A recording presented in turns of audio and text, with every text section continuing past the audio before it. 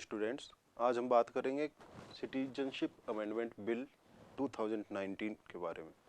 तो इस पे बहुत बड़ा कंट्रोवर्शियल बिल आया है। इस पे पूरे देश में दंगे फसाद भी हो रहे हैं। आधे लोग ऐसे भी है जो इसको सपोर्ट कर रहे हैं, आधे लोग इसके अपोज में खड़े हैं। तो एक्चुअल में ये है क्या, इसका क्या लोग गलत से इंटरप्रेट कर रहे हैं या फिर सपोर्टर्स जो है वो क्या कह रहे हैं इसके बारे में। तो आज इसके बारे में बात करते हैं। एक्चुअल में सिटीजनशिप अमेंडमेंट बिल के जो कैब भी कहते हैं इसको हम शॉर्ट में, तो कैब का सिंपल ये है कि जो बांग्लादेश, पाकिस्तान और अफ़गानिस्तान तीन कंट्रीज़ के जो माइनॉरिटी कम्युनिटी है, मैंने वर्ड यूज़ किया, टर्म यूज़ की माइनॉरिटी कम्युनिटी। तो माइनॉरिटी कम्युनिटी का जो कि माइग्रेंट होके इंडिया में आते हैं माइग्रेशन के थ्रू, क्योंकि वहाँ पे उनको रिलीजियस टॉर्चर किया जाता है और उनको अपना रिलीजन चेंज करने के लिए फोर्स किया जाता है, तो वो इंडिया में आके रिफ्यूजी बन के आते हैं और यहाँ पे सेटल हो जाते हैं।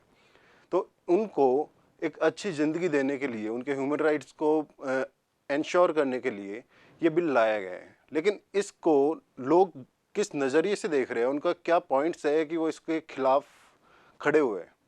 तो देश के लोग इसको सोच रहे हैं कि जैसे अपने कॉन्स्टिट्यूशन में एक है आर्टिकल 14। ये आर्टिकल क्या करता है कि रिलीजियस बेस पे, प्लेस ऑफ बर्थ बेस पे, कास्ट बेस पे और रेस, इन बिहाफ पे इक्वलिटी अश्योर करता है कि इनके बिहाफ पे कोई डिस्क्रिमिनेशन नहीं कर सकता। अब इसमें जो स्कैब में क्या है कि इसमें लोग कह रहे हैं कि मुस्लिम्स को अलाउ ना करके हम इस आर्टिकल 14 की जो राइट टू इक्वलिटी है,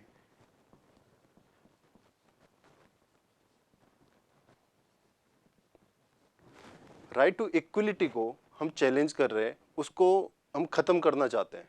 लेकिन ये एक बहुत ही गलत इंटरप्रिटेशन है, क्योंकि इसमें मुस्लिम शब्द का नाम नहीं लिया गया है, जबकि इसमें ओनली माइनॉरिटी कम्युनिटी का जिक्र किया गया है अपने नेबर कंट्रीज़ के।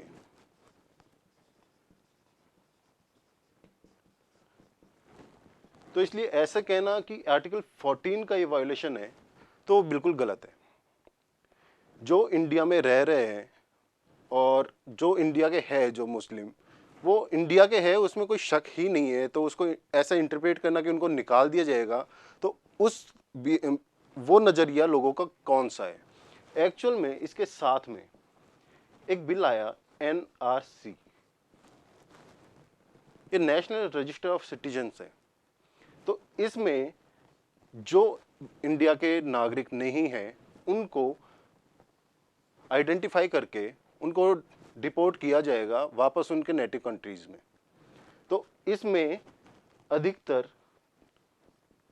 मुस्लिम्स है, साथ में हिंदूज, सिख्स और ये सब, और भी क्रिश्चियंस, ये सब आते हैं। अब इसमें only minority community in countries में मुस्लिम्स मेजॉरिटी कम्युनिटी है।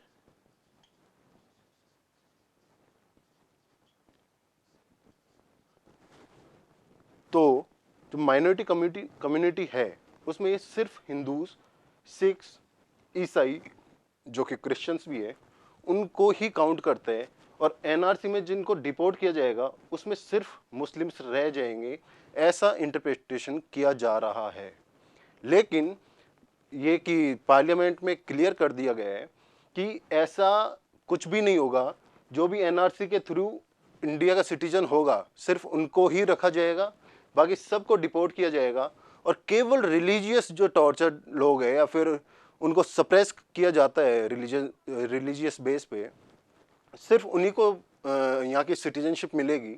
और वो भी 6 साल जब इंडिया में वो रह लेगा। या फिर पुराने ऐसे बहुत लोग हैं जो कि जोधपुर साइड में या फिर असम साइड में बहुत लोग हैं जो कि वहाँ से प्रताड़ित होके इंडिया में आए, तो उनको एक अच्छी लाइफ देने के लिए, क्योंकि वो अपनी लाइबिलिटी है, वो इंडिया के लोग हैं अब, और बहुत सालों से यहीं पे रहते हैं।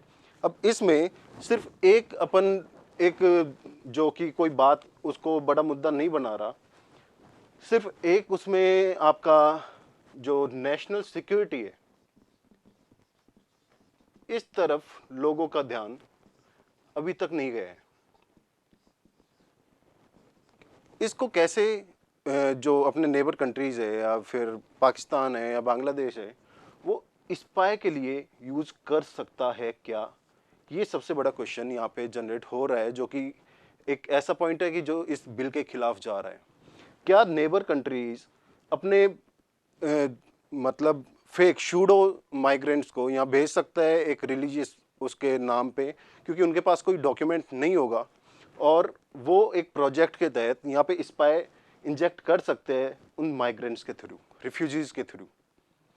तो उन रिफ्यूजीज के थ्रू वो स्पाई इंडिया में, जो कि सिटीजन होंगे 6 साल बाद, इंडियन आर्मी के भी हिस्सा बन सकते हैं। तो स्पाई एक सबसे बड़ी इसमें एक मेरे को लग रहा है कि नेशनल सिक्योरिटी का एक ये मुद्दा है, और इस पर भी गौर किया जाना चाहिए।